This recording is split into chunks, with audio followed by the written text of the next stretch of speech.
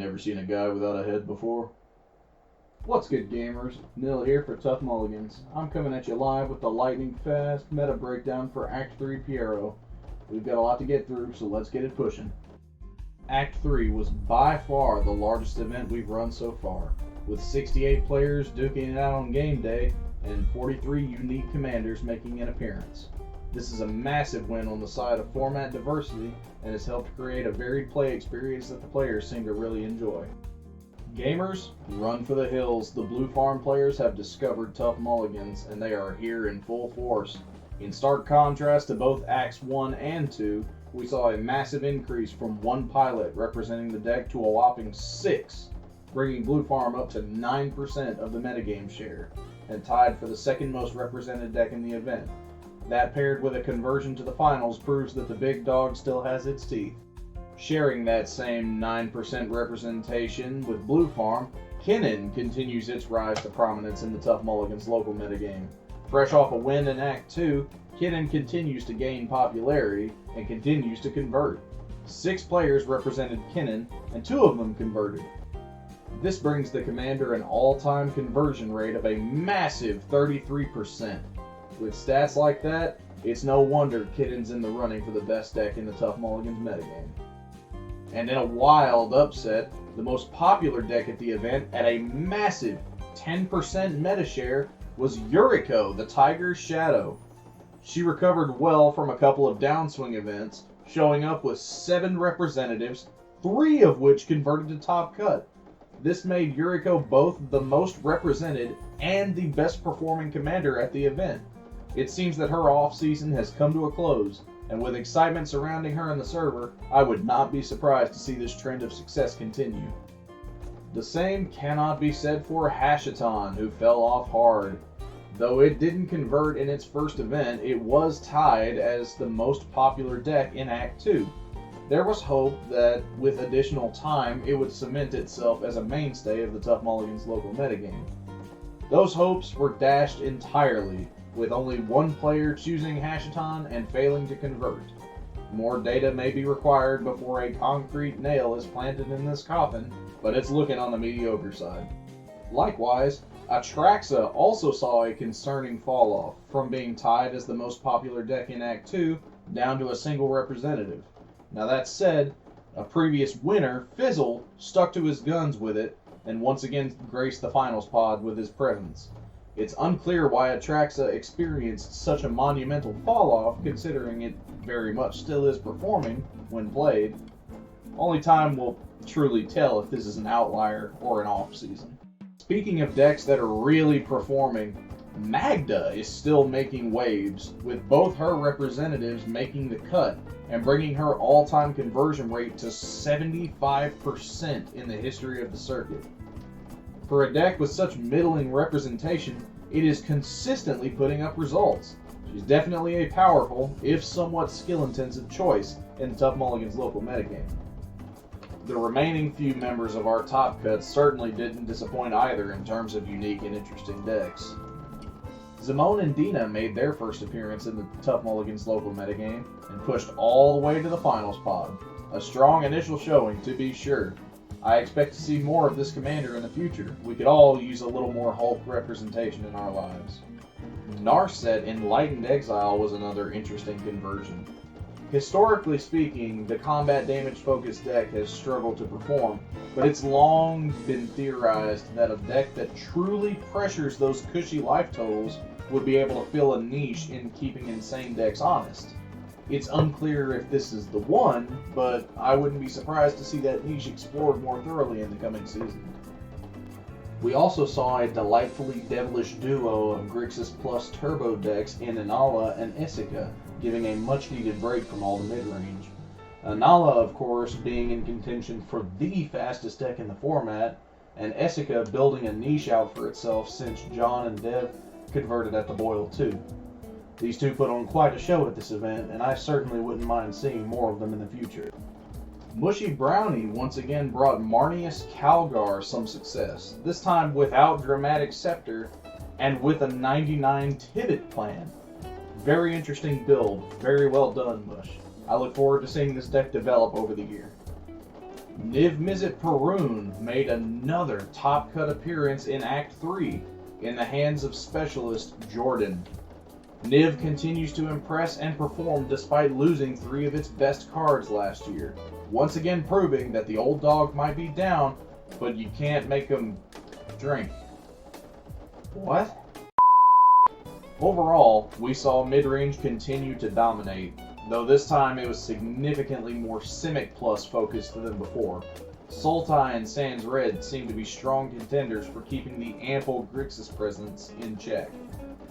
Mid-range is being met with more mid-range, and it appears to be effective enough. We also saw a large number of outlier decks that are quite interesting but didn't convert, and thus won't be discussed too deeply. Standouts include Lumra, 3 Commander, 5-color Omnath, which I really wish I had time to talk about today. I am begging you to convert next time, and Marvin, Murderous Mimic.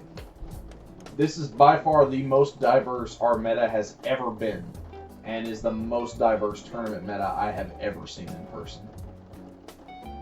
And now onto the individual cards. To no one's surprise, the mid-range centric metagame continues to support a build-your-own Prophet of Krupik style of play in more than a few ways. Throughout the weekend, we saw a huge focus on Seedborn Thras Advantage engines. These engines can be nigh insurmountable once set up, and we saw multiple players make good use of that. They appear to be rising in popularity as time goes on, but only more data will tell for sure. Coupled with those, we saw the continued dominance of Rhystic, Fish, Flash Enablers, and Smothering Tide. Additionally, a few players found themselves on Steel Enchantment and other similar effects, simply because having Rhystic Study on the field is objectively the best thing you can be doing in mid-range right now. Folks, if ever there was a time to consider increasing removal in your deck, now would certainly be the time. Yes, counterspells are versatile and reliable, but eventually, something is going to resolve, and when it does, being able to get it back off the field will likely do you more good than harm. Remember, the best way to not lose to midrange is to decide not to in the deck builder. Onward to seeding advantage. First seed continues to have the game weighted heavily in its favor, at 25.6% of all wins. This should come as no shock. First to act tends to be advantaged in every format, and CEDH appears to be no exception. On the inverse, it appears the trend of third seed performing the worst continued in Act 3. At just shy of 11% of all wins, it was a bad day to be a Seed 3 gamer. If I had to speculate on the cause of this strange phenomena, I'd say it has to do with the awkward transition from good seeding to poor seeding. That transition can be rough and lead some players to play overly or underly aggressive, even when it's not necessarily right to do so. I think in Seed 3 you are more incentivized to stay light on your feet and prioritize your mid game, whatever that looks like for your deck. You want to be stealing first seed away when you can, and turning bad seeding into good seeding from a resources standpoint. But again, just speculation. The remaining data continues to follow trends as we currently know them. Seats 2 and 4 continue to perform comparatively to each other at 19.51 and 18.29% respectively. Not too shabby, although quite strange that they compared so closely. Draws actually saw a downswing from 25% to just shy of 22%. There were no changes to the rule set, so this is likely just a natural variance. And now on to the feedback report. Of 68 players, we received 16 submissions on the post-event feedback form, a sharp increase from the typical 9 to 10. This was a very pleasant surprise and was quite helpful. The feedback was overwhelmingly positive, citing no major issues with the TO, judge, prizing, or structure. An overwhelming majority of players claimed that they would choose Tough Mulligans if given a choice between events, and expressed much excitement for Act 4. That said, the players were very clear about what they wanted: time management. Several rounds went nearly an hour over time, resulting in an event ending at 3 a.m. If you're wondering who's responsible for that, you know who you are, and I hate you for it. Just joking. To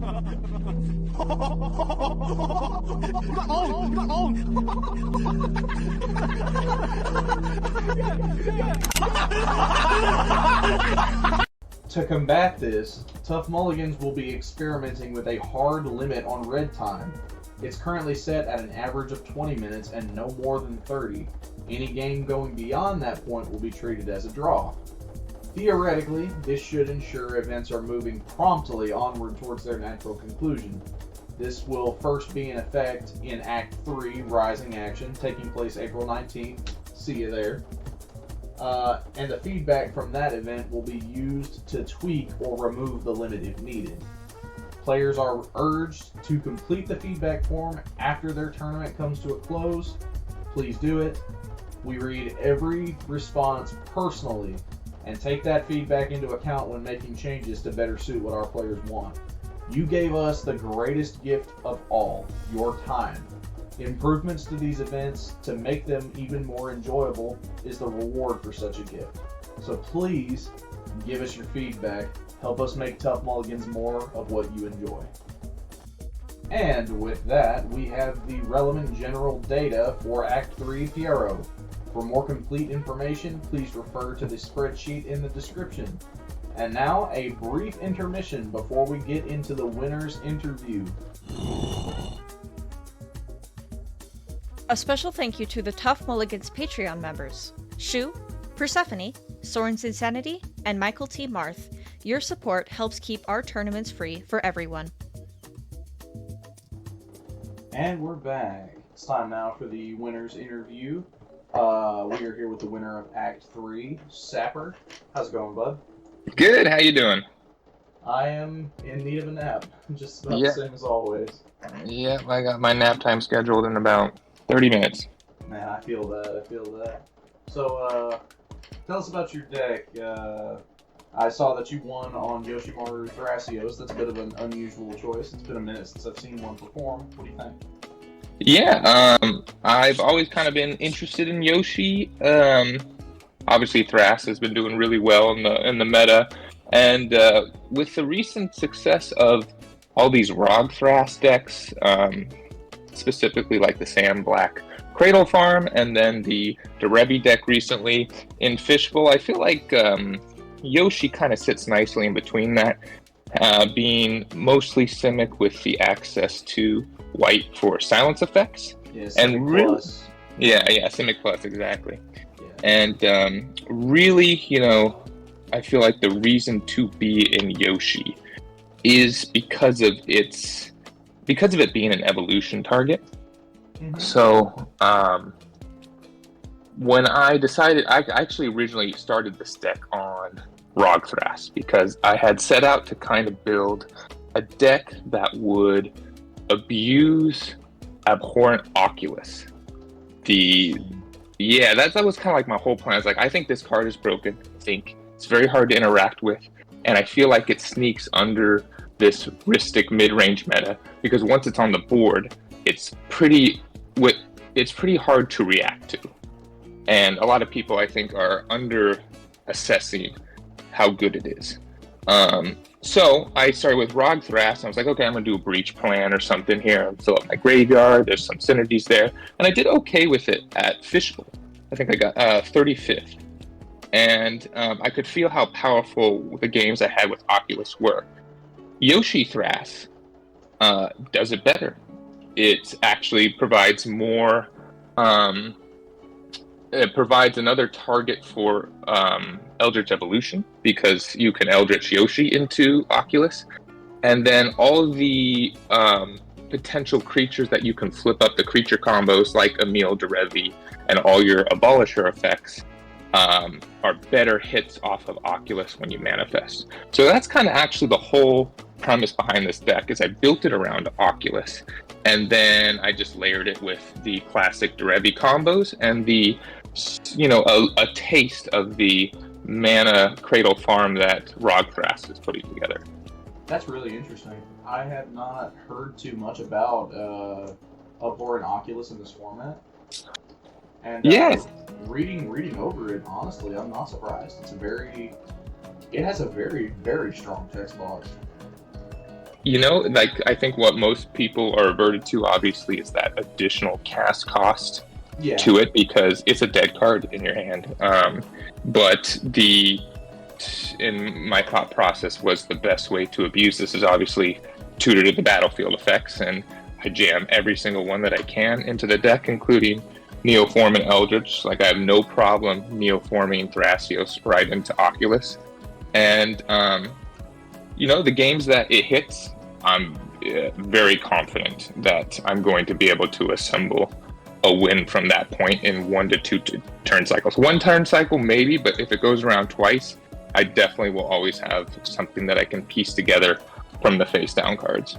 So it's like you're planning to get the Oculus on the board and use it as what, a body engine or like an advantage engine? Both. So what's great is that it does create bodies for your Enduring Vitality, for your Gaia's Cradle. But at the same time, at any time that I have priority, I can flip up an uncounterable creature, basically, an uninteractable creature. It's even more than uncounterable because it's a special action. Yeah.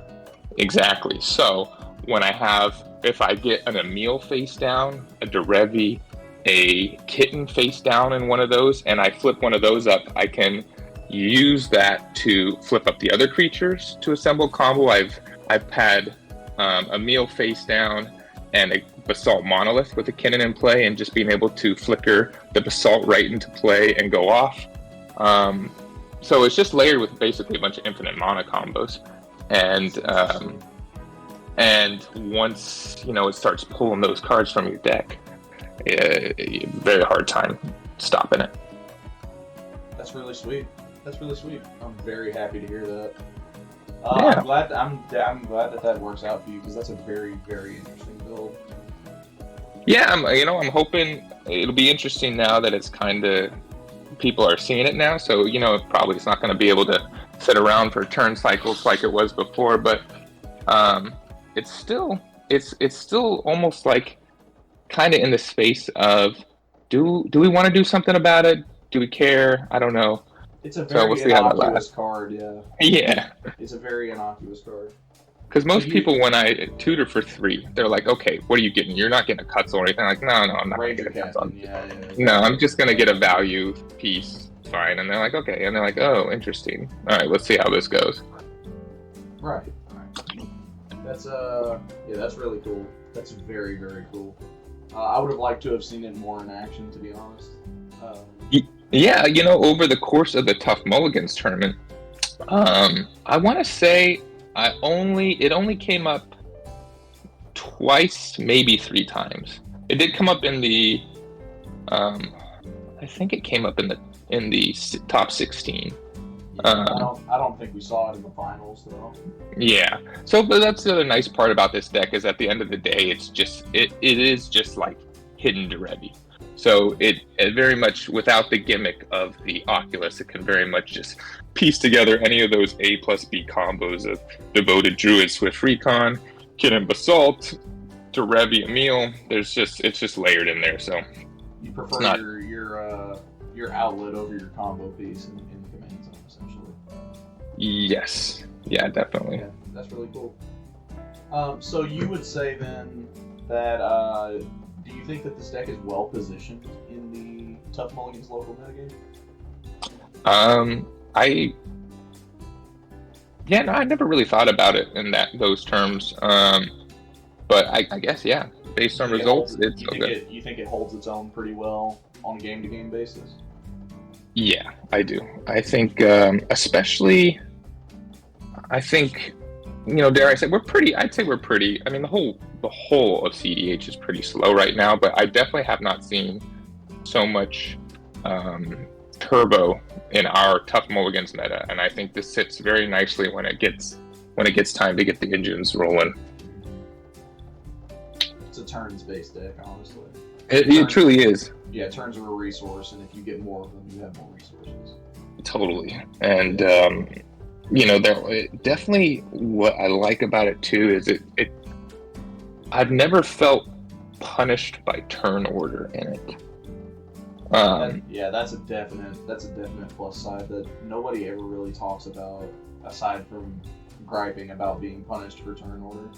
Mm-hmm. Is that there are ways to build your deck in a way that you are punished less for poor seeding position.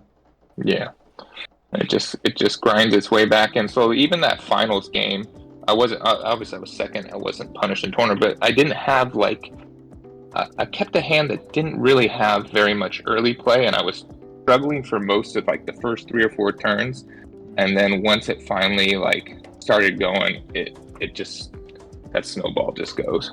It wasn't a C2 hand, basically. Yeah, it wasn't.